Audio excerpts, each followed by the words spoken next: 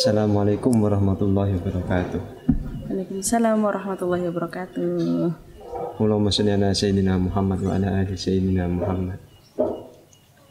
Alhamdulillah, pada malam hari ini kita bisa memenuhi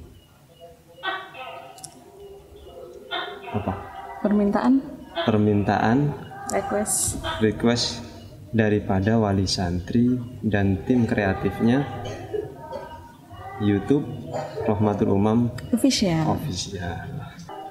Banyak orang di luar sana masih takut untuk memondokkan anaknya atau masih kepikiran untuk biaya pesantren dan sekolah umumnya. Ya. Ini jadi ada pertanyaan ini yang membuat wali santri sendiri nih. Ya, wali santri sendiri dan tim kreatif. Makanya saya bawa kertas ini. Ya mungkin langsung saja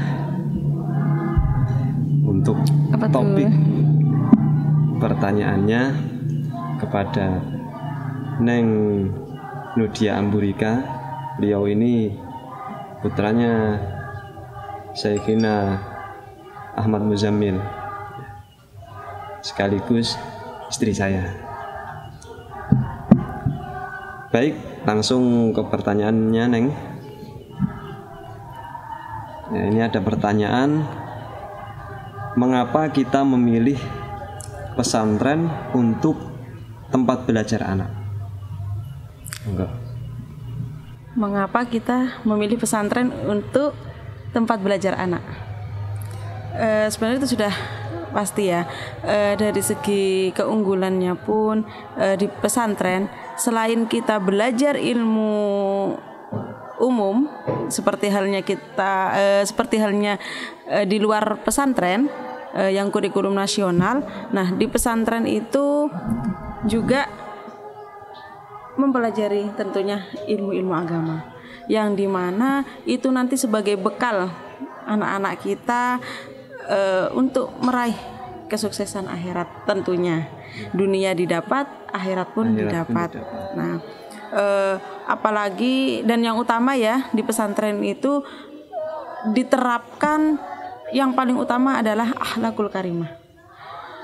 Bagaimana kita melihat anak-anak di luar sana yang di era sekarang sungguh sangat memprihatinkan, yang bahkan orang tua pun sudah kewalahan dalam mendidik anak, dan nah itu jangan sampai anak-anak kita semua mengalami seperti itu. Maka dari itu pesantrenlah pilihan yang tepat, karena di pesantren yang pertama yaitu kita diajarkan akhlakul karimah, tentunya kepada guru, orang tua, dan kesesama, apalagi ke Allah. Itu yang utama.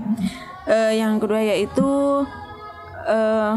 kita juga belajar tata cara ibadah, mengenal Allah, dan mengenal agama lebih jauh.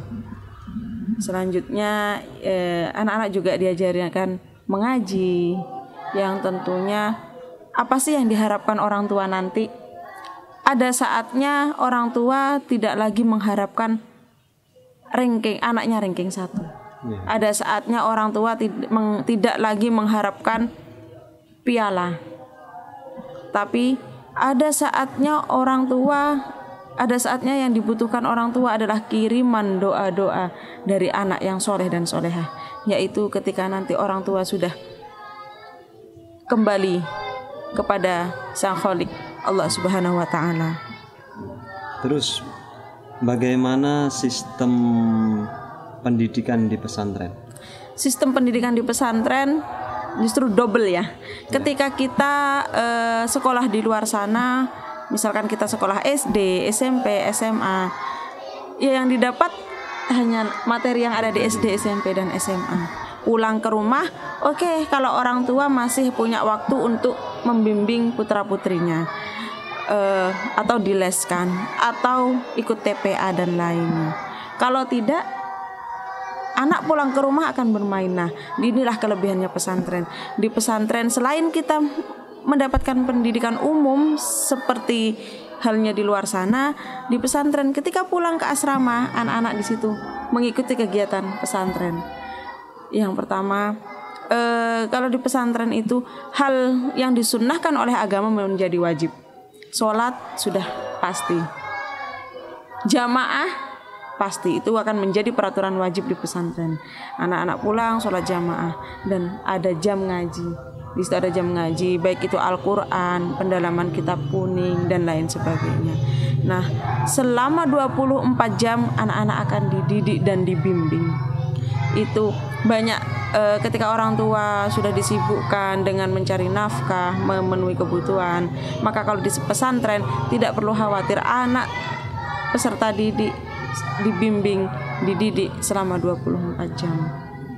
Jadi kalau di Rohmatul Umam sendiri itu kita lembaganya, lembaga formalnya ada KBIT, TKIT, SDIT, SMPIT, SMAIT Ar-Rahmah. Nah, untuk pendidikan diniyahnya kita ada tahfidzul Quran dan pendalaman kitab kuning. Yang alhamdulillah kita sudah berhasil melahirkan generasi-generasi Qurani dan santriwan-santriwati yang sudah pandai lihai membaca kitab kuning tentunya. Jadi kalau di Pondok Pesantren Rohmatul Umam untuk diniyahnya diberi kesempatan untuk memilih apakah anak itu akan memperdalam kitab kuning, kitab atau tahfidzul Quran, seperti itu. Jadi berarti jangan itu bukan pesantren yang memilih, anak yang memilih. Jadi nah tapi tetap dibantu arahan dari ustadz ustadzah, pengasuh dan orang tua. Anak ini baiknya di mana, apakah daya hafalnya mampu atau tidak, atau dia dari segi memahami, kalau segi memahami dia unggul, maka lebih baik di pendalaman kitab kuning. Berarti kita ini tidak memaksa arah anak. Betul. Ya. Jadi nggak perlu khawatir. Jadi nggak perlu khawatir. Bagaimana sistem pendidikan di pesantren? Insya Allah memondokkan anak di pondok pesantren itu adalah pilihan yang terbaik. Untuk kurikulum pendidikan yang digunakan? Untuk kurikulum yang digunakan untuk pendidikan formal kita sama menggunakan pendidikan nasional, kurikulum nasional yang digunakan oleh sekolah-sekolah lain di luar sana. Bahkan kita IT ya, untuk pendidikan formalnya IT Islam Terpadu, yang dimana di sekolah formal juga ada pelajaran pendalaman agama seperti fikih, tarikh, bahasa Arab, tahfidzul Quran, hafalan doa, hadis, nahwu dan sebagainya. Dan di asrama pun di pondok sendiri itu masih ditambah, masih diperdalam. Jadi gimana kalau di pondok, apakah ketinggalan nanti, apakah pengetahuannya akan tertinggal ataukah pendidikannya akan beda ketika nanti mencari sekolah di luar akan kesulitan? Tidak. Kurikulum yang digunakan kita sama, bahkan ada pendalamannya di situ dalam segi agama di pesantrennya. Dan untuk target pendidikannya di pesantren? Apa target pendidikannya?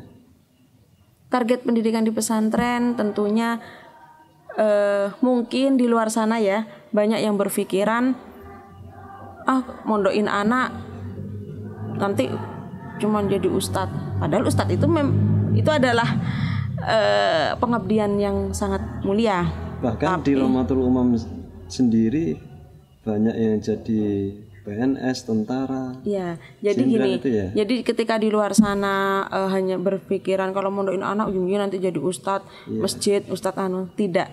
Justru di pesantren kita melahirkan generasi bangsa dan agama yang unggul. Jadi apalagi di Rohmatul Umam. Di Rohmatul Umam insya Allah berbagai bidang kita ajarkan. Apa yang sekiranya anak itu memiliki minat, memiliki bakat, kita fasilitasi, kita berusaha untuk memfasilitasi, karena harapan almarhum pendiri dan pengasuh pertama Kiai Ahmad Muzamil, bahwasanya kita menginginkan bagaimana santriwan-santriwati itu kelak siap menghadapi dunia. Jadi memang orang sukses tidak bisa diukur dengan mau jadi presiden, jadi apa jabatan tinggi, tidak. Tapi bagaimana anak-anak itu sukses di bidangnya. Toh kalau memang anak itu besok jadi petani, bagaimana dia jadi petani yang unggul, yang berhasil dan tetap taat kepada ajaran-ajaran Islam. Kalaupun anak ini besok akan menjadi atlet sepak bola ataupun apa, ya dia menjadi atlet yang baik, yang unggul, berprestasi dan tetap di jalan Allah. Nah, bagaimana? Alhamdulillah kalau anak-anak santri besok akan ada yang menjadi pejabat ataupun guru, alhamdulillah, menjadi pengusaha ataupun lainnya. Nah, bagaimana kita di sini membimbing anak-anak kita bagaimana kelak bisa menghadapi dunia, tapi tetap menjadi manusia yang berada di jalannya Allah. Banyak alhamdulillah alumni Pondok Pesantren Rahmatul Umam, alhamdulillah ketika pulang ke masyarakat banyak alumni yang berhasil. Dari pengusaha ada, alhamdulillah, jadi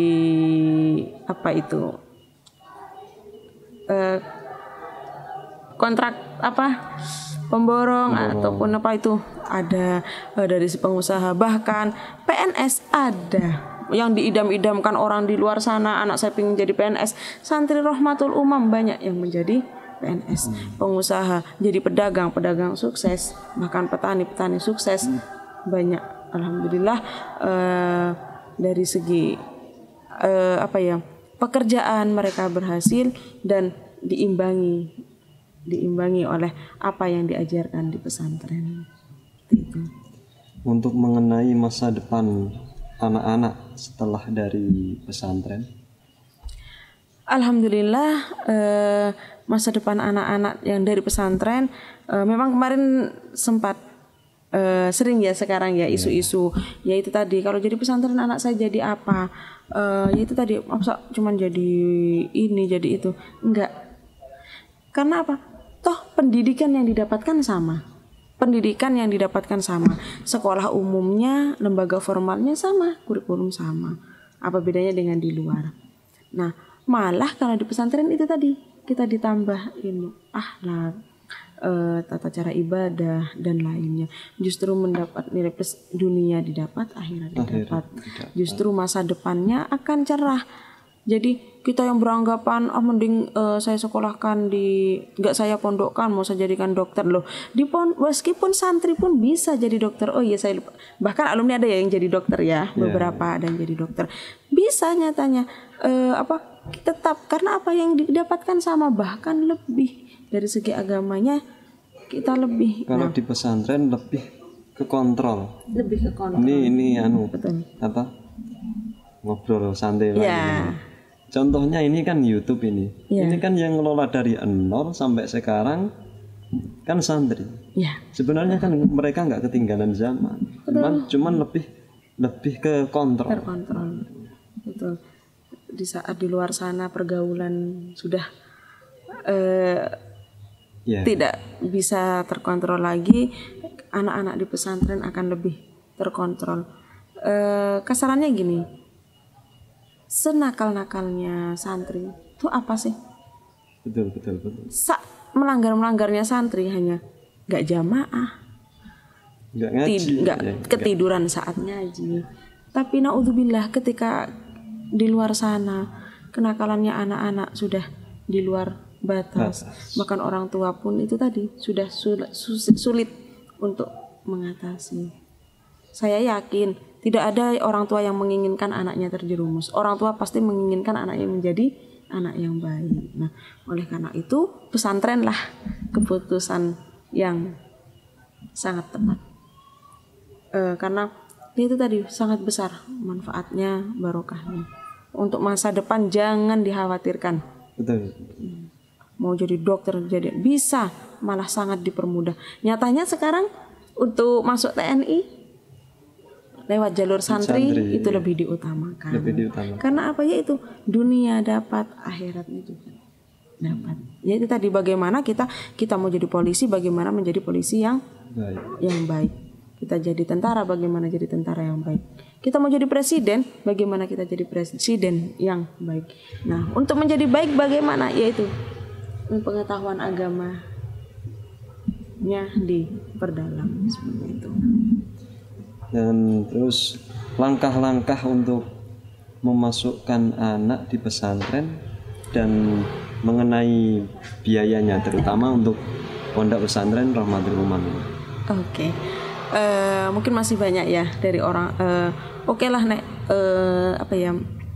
teman-teman orang tua yang sudah biasa dengan dunia pesantren itu tidak dipertanyakan lagi. Cuman banyak orang awam, orang yang benar-benar nol pengetahuan tentang pesantren, ingin memondokkan anaknya tapi merasa bingung dimulai dari mana, tenang saja, gampang.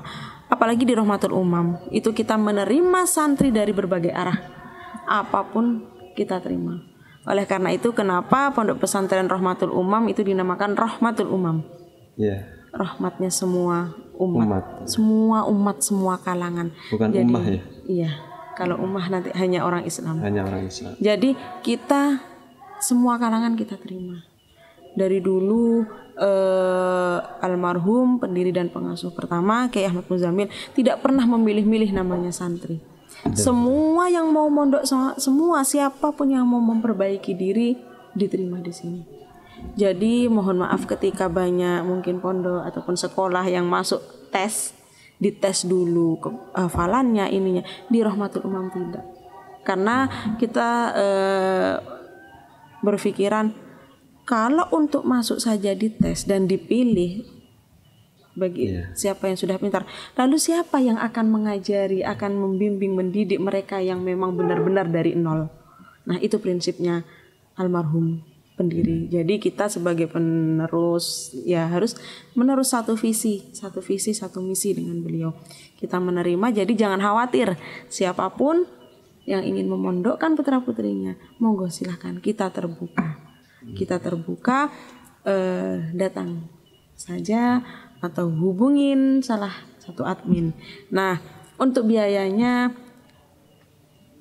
banyak memang orang tua yang pingin mondokin anak, pingin biar anak tuh belajar agama, tapi mahal, biayanya sekian juta, itu banyak sekali. Karena memang ya dari segi ekonomi tidak semuanya mampu. Nah, tenang saja, tapi di Rahmatul Umam biayanya sangat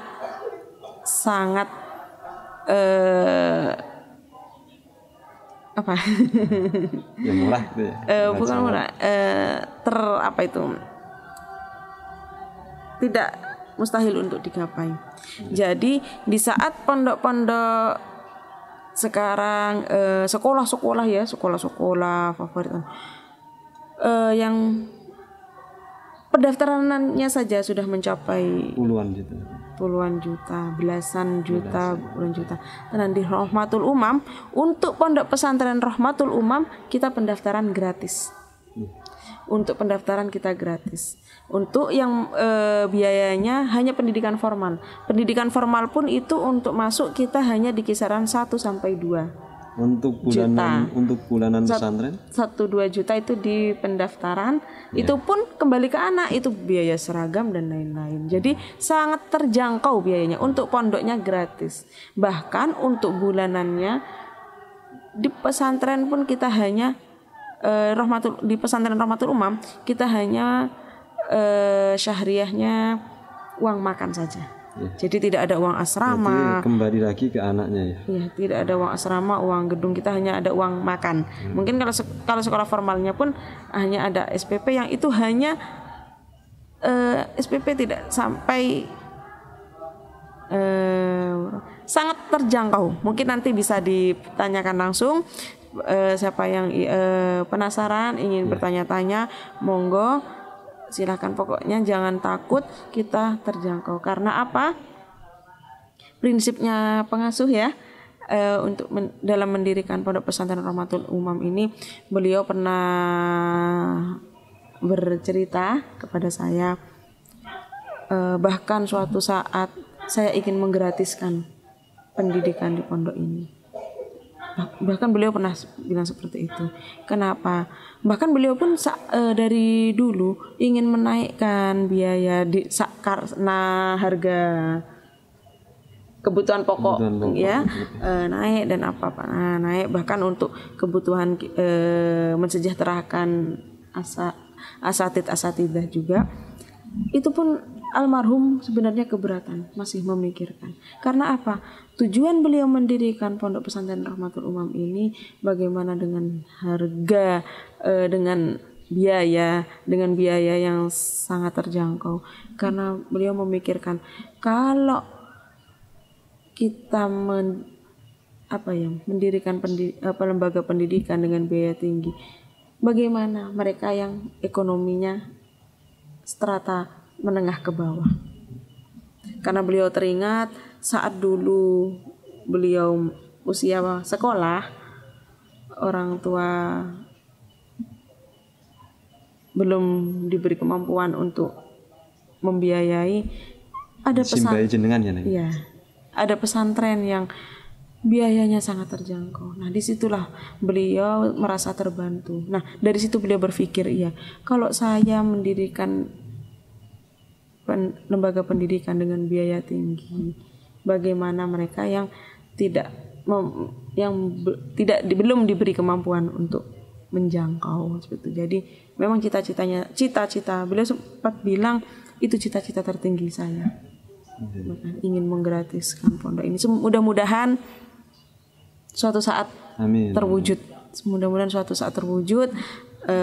Dari mana? Mudah-mudahan usaha-usaha yang dikembangkan oleh pondok berkembang sehingga bisa membantu operasional pondok, dan cita-cita beliau almarhum tercapai, menggratiskan pendidikan. Jadi sekali lagi yang ingin mendaftarkan anak putra-putrinya ke Rahmatul Umam, jangan khawatir.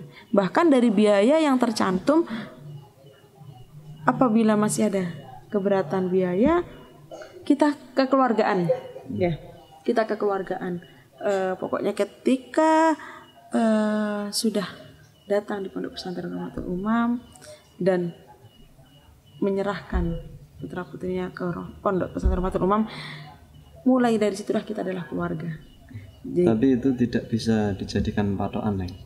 Karena saya yakin ketika orang tua mondokin anaknya, pasti tetap ada rezeki dari Allah. Betul. Ya. Pasti ada. Iya, itu sangat terbukti ya. Ketika kita mempunyai putra-putri yang ada di pesantren, itu rezeki akan berbeda. Akan selalu ada jalan. Jadi jangan pernah pesimis untuk orang tua yang ragu, mampu nggak ya saya memondokkan anak saya. Pasti akan ada jalan. Karena anak itu lahir membawa rezekinya masing-masing. Pasti ada jalan. Ketika kita sudah niat, yang penting niat ya. Yang penting niat sudah, dan itu sudah benar-benar kita memasrahkan anak didik kita, zahir dan batin, ke pesantren. Pokoknya pasrah kepada pesantren, mau dididik bagaimana. Karena kalau kita sudah masrahkan berarti harus ikhlas ya, zahir batin, pasti akan ada jalan. Pasti. Dan itu saya yakin sudah dialami oleh seluruh wali santri dimanapun, gak hanya wali santri Rahmatul Umam, ketika memondokkan anaknya pasti akan ada saja jalan. Betul. Ya, terima kasih Neng untuk jawabannya mengenai kepesantrenan, terutama Pondok Pesantren Rahmatul Umam. Semoga ada manfaatnya. Amin. Monggo orang tua yang mau, bapak-bapak, ibu-ibu yang mau mondokin anaknya, nggak usah takut. Dan mungkin pesan dari saya, sebelum mondokin anaknya, kita mantapkan dulu niat kita. Ya, betul. Karena itu mempengaruhi ketika nanti anak belajar di pondok. Harus yang ikhlas, Ya. Jangan malah ikut membantu pelanggaran ya, itu karena itu sering terjadi nih gitu. Nggak boleh keluar tapi wali santri diam-diam ngajak keluar ya. Nah itu nggak boleh bawa HP tapi malah dikirimi HP, ini sering terjadi. Nah setelah disita HP dikembalikan lagi ke orang tuanya, dikasih lagi ke anaknya. Jadi ayo kita sama-sama menata niat untuk masa depannya anak. Ya. Jangan sampai anak kita, jangan sampai kita tidak tahu tujuan anak kita. Kita tidak tahu sambungan hati anaknya kita. Jadi kita itu harus bantu untuk menyambungkan sambungan hati anak. Jadi sebelum mondokin anak, mari niat sing tenanan. Pasrah ning wong tuane sing ning pondok. Ya. Kanjeng Nabi ngendika, khairud dunya wal akhirah ma'al ilmi wa syarrud dunya wal akhirah ma'al jahli.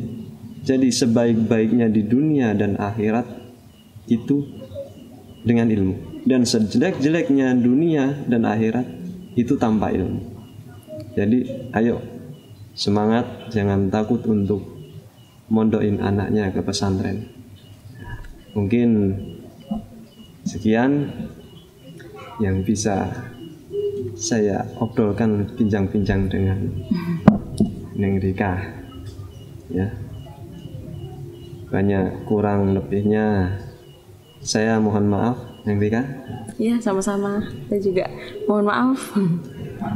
Saya akhiri. Wassalamualaikum warahmatullahi wabarakatuh. Waalaikumsalam warahmatullahi wabarakatuh.